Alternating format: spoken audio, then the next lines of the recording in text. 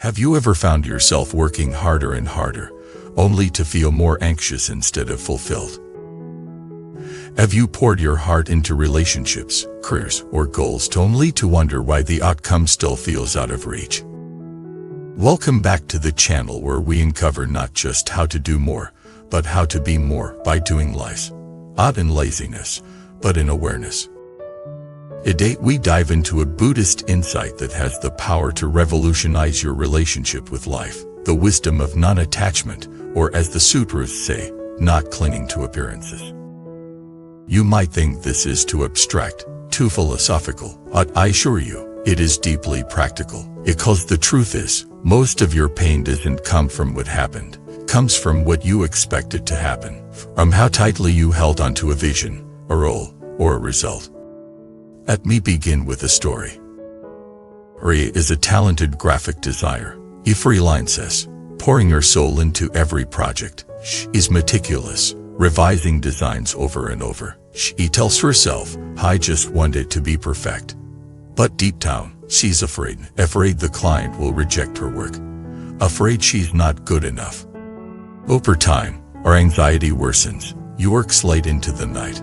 You stop sleeping well. Her creativity dries up, and one day, a client rejects her work saying it lacks emotion. She's crushed. But was it really the rejection that hurt her? Or was it the idea that her identity was tied to being perfect? Eventually, in a moment of breakdown, she stumbles into a mindfulness workshop. There, the teacher introduces her to a concept from Buddhist practice. Let go of the result. Return to the present. Ria begins to change her approach. Instead of designing from fear, she creates from joy. She sets a timer to pause before each task and breathes. When thoughts like, what if they hate it, rise, she labels them future stories. She brings herself back not to what should be, but to what is. To our surprise, our work improves. Her anxiety lessens, her clients respond more positively. Not because she tried harder, but because she tried clearer. This is the power of not attaching your identity to outcomes. Let's be real, we all want things as success, love, recognition. That's human. But the suffering begins when our happiness depends on getting those things. And that's what clinging to appearances means. In Buddhist language, the appearances are the forms we attach to. I should be successful by 30. I must be the perfect parent. I need everyone to like me. If I fail, I'm a failure. These are mental forms, they're not reality, but when we cling to them, we suffer. Let me share another story. He was in a relationship for 5 years. He loved his partner deeply, but slowly, the connection faded. Arguments became frequent. The love was still there, but the compatibility had shifted. She couldn't accept it. He begged, compromised, changed himself, anything to save the relationship. Until one day, his partner said, "You're not trying to love me. You're trying to keep your idea of this the life." That sentence shattered him. He realized he wasn't holding on to his partner, he was holding on to a version of love he had in his mind. Story. The movie script. After the breakup, he went through grief but also deep introspection. He discovered Buddhist teachings on impermanence and letting go of forms. And for the first time, he saw love not as possession, but as presence. When we attach, we try to freeze life, but life doesn't freeze, it flows. You see, when we try too hard to control outcomes, we block the very flow that leads to them. Effort is not the enemy. Attachment is. Here's a truth that changed my life. Letting go doesn't mean giving up. It means releasing the weight of expectation. It means doing your best without making your worth depend on what happens next. This is not just theory, it's a practice, and like all practices, it begins in small moments. Let's make it practical. Here are some areas where not clinging to appearances can shift your life. Your career. You want a promotion, so you work late, stress over every email, try to outperform everyone. But what if instead, you gave 100 and released the need for recognition? Trust me, people feel when your energy is needy versus when it's pure. When your work comes from joy and service, it carries a different vibration. Your relationships. You expect your partner to behave a certain way. You expect your child to achieve certain things. You expect your friends to always understand. But people are not characters in your script. What if you replaced expectation with appreciation? Your healing journey. You meditate daily, cling, avoid toxic habits, and yet, sometimes, you still feel stuck.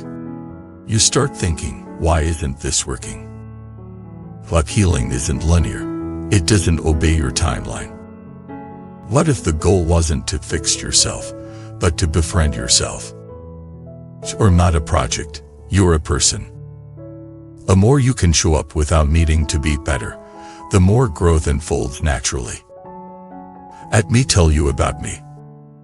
You was a fitness coach obsessed with discipline. He tracked every calorie, every workout, but she still felt unworthy. Her self-worth was tied to a number on the scale. One day, her body gave out, renal fatigue. Her doctor told her, you're not living or measuring. She was forced to stop, rest, reflect. During her recovery, she discovered meditation not for burning calories, but for burning illusions. She started practicing non-attachment, not to stop caring, but to start feeling again. She said, when I let go of the need to be perfect, I finally found peace. She still works out, still eats well. But from love and not fear. That's the shift.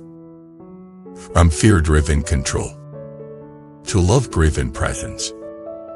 So ask yourself, what result are you gripping tightly? What story about your life are you clinging to? What would it feel like to give your all, but let go of the outcome? I this mantra. I do my best, and I'll let it rest. That doesn't mean you don't care.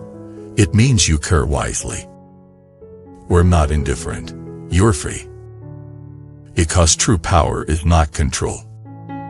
Surrender to the present moment. The moment you stop saying, it has to be this way, you open the door for life to say, here's something better. In Buddhist terms, that's not residing in form, and allowing the mind to rise freely. When you let go, you're not giving up. We're giving space. And in that space, life breathes. Love returns. Creativity flows. Healing deepens. Peace arrives not as a reward, but as a default state. You don't chase it, you return to it. Because it was always there beneath the noise, beneath the clinging, beneath the effort. So today, take a breath. Release one expectation, one tight grip, one story, and see what happens. You may be surprised by the freedom that meets you. Thank you for being here, for choosing to explore not just how to succeed, but how to be truly well. If this message resonated, share your thoughts below. What have you let go of recently? What result do you need to release? Let's grow together. Don't forget to like, subscribe, and share this video with someone who needs to hear. We're enough, even when the results aren't what you expected.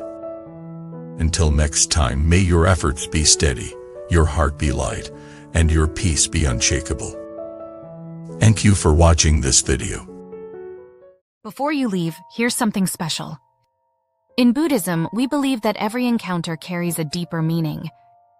Would you like to discover your true soul connection, the one written into your destiny? Take the Soulmate Test today and unveil the hidden truths of your journey. Click the link below and begin your path now. http://soulmate. You wisdom more, come, white.